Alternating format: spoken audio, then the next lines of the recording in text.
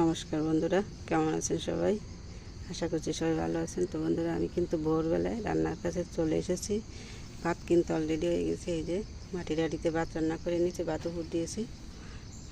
আর এই যে এখন আজকে তো বৃহস্পতিবার, আমরা নিরামিষ খেয়ে থাকি, তাই এই যে নিরামিষের জন্য তরকারি বানিয়ে নিয়েছি। দেখুন এখানে নিয়েছি মানকচু, আর নিয়েছি একটা গোল আলু, আর এখানে আছে মিষ্টি কুমড়া, বেগুন, কাঁচকলা, টমেটো। তো আমি আগে এই তরকারিগুলো একটু ভেজে নেবো। যে কড়াইতে তেল দিয়েছি, তেল তো গরম হয়ে গেছে, আর এইগুলো দিয়ে দিচ্ছি।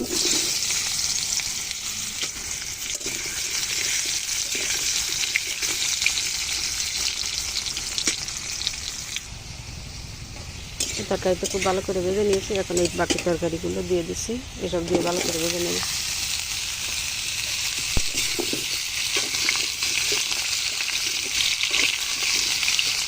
আমি কিন্তু বাইরে সেই মাটির চুলায় রান্না করছি। দেখুন এখন চুলা কিন্তু ঠিক হয়ে গেছে অনেকটাই।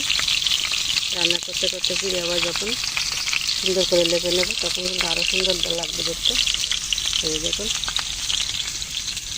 দেখুন একটা কাঠ দিয়েছি, কত সুন্দর জ্বলছে আগুন।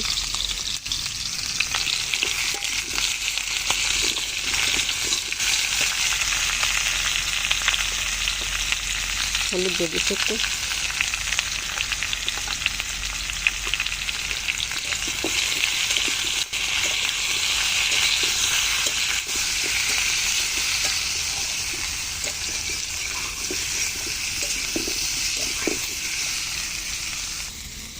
তরকারি কিন্তু খুব সুন্দর করে ভেজে নিয়েছে। দেখুন আগুন জ্বলছে কত সুন্দর, দেখুন নতুন উনুন। আমি এখন একটু আদা জিরা দিয়ে দিচ্ছি।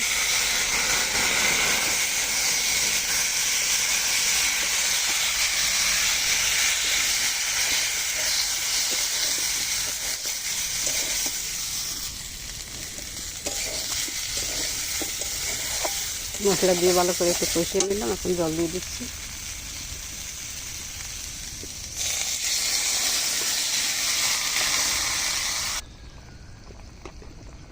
তরকারিতে ডাল উঠে গেছে ভালো, হলুদ দিয়ে দিচ্ছি 1 চামচ, দিচ্ছি কাঁচা লঙ্কা। বেগুনগুলো তুলে নেব, যেহেতু অনেকটা কচি বেগুন, এত কিন্তু তাড়াতাড়ি সিদ্ধ হয়ে গেছে, এখনই বাঁচতে বাঁচতে সিদ্ধ হয়ে গেছে, তাই এগুলো আমি তুলে নেব।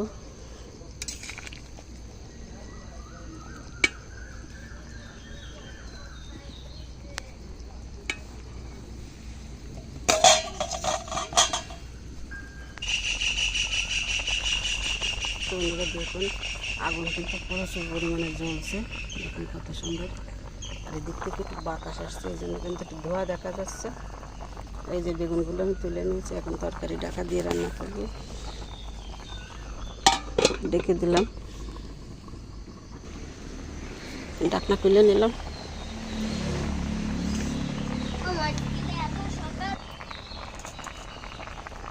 একটু গুড় দিয়ে দিচ্ছি, চিনি কম আছে এখন আমার কাছে, এই জন্য একটু গুড় দিয়ে দিলাম।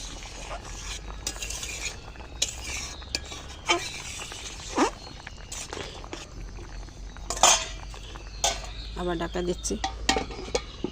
বন্ধুরা বাতাসের জন্য মনে হচ্ছে কিন্তু প্রচুর ধোঁয়া হচ্ছে, মূলত কিন্তু আগুন কিন্তু জ্বলছে কিন্তু খুব।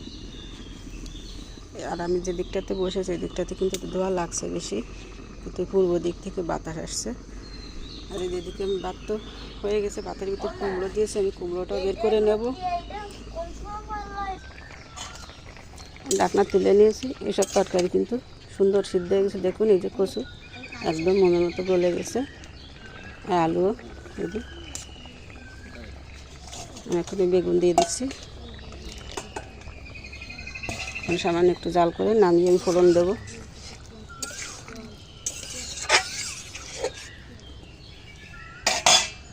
দেখুন এই পাশে একটা টিন দিয়ে দেওয়া হয়েছে, তো প্রচুর বাতাস আসছে, রান্না করতে কষ্ট হচ্ছে।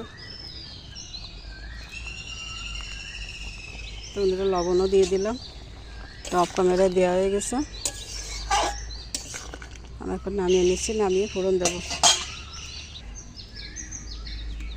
তরকারি দিয়ে নামিয়ে নিয়েছি।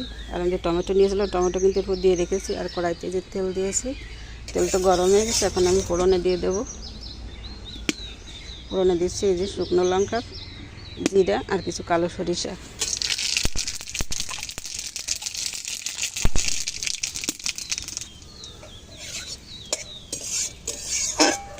ফোড়ন ভালো করে ভেজে নিলাম। এখন দিয়ে দিচ্ছি তরকারি।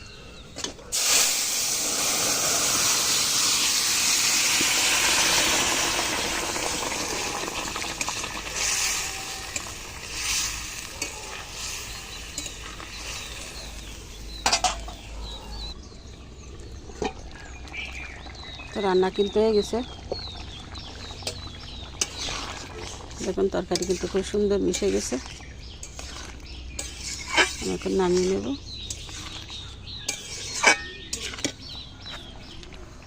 এখন কিন্তু 6টা বাজে, 6টা বেজে 6 মিনিট। তো বন্ধুরা রান্না কিন্তু হয়ে গেল। আর হালকা একটু রান্না করব। এই যে আম ছিল ফ্রিজে বের করে নিয়েছি, আম দিয়ে একটু টক রান্না করব। তো বন্ধুরা আমি এখন এই তরকারি নামিয়ে নিচ্ছি। তরকারি এই যে নামিয়ে নিয়েছি। দেখতে কত সুন্দর হয়েছে দেখুন, একদম সব মাখা মাখা হয়ে গেছে। এদিকে কড়াইতে আবার তেল দিয়েছি, তেল গরম হয়ে গেছে। টক রান্না করে নেব। এই যে এখন দিয়ে দিচ্ছি কালো সরিষা ফোড়নে।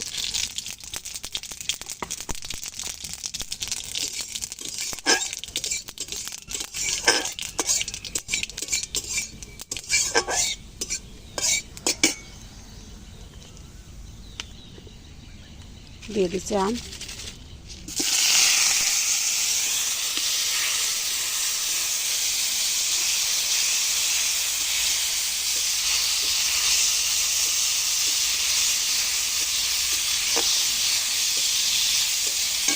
ওটা নেড়ে নিলাম। এখন জল দিয়ে দিচ্ছি।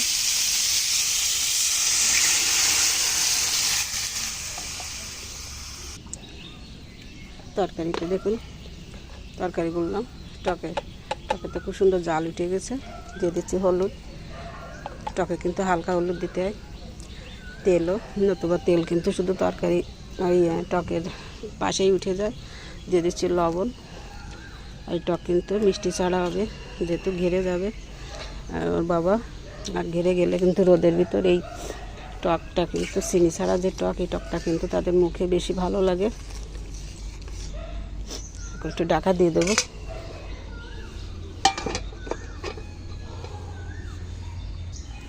আর যেদিকে কুমড়ো দিয়েছিলাম ভাতের ভিতর, কুমড়ো বের করে নিয়েছি, এটা মাখাবো এখন। আর এই যে ভাত গুছিয়ে নিয়েছি পটে। ঢাকনা তুলে নিলাম।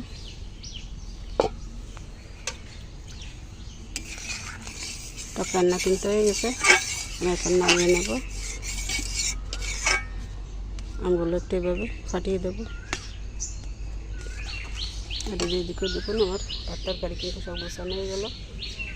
টকটা এখন নামিয়ে নেব।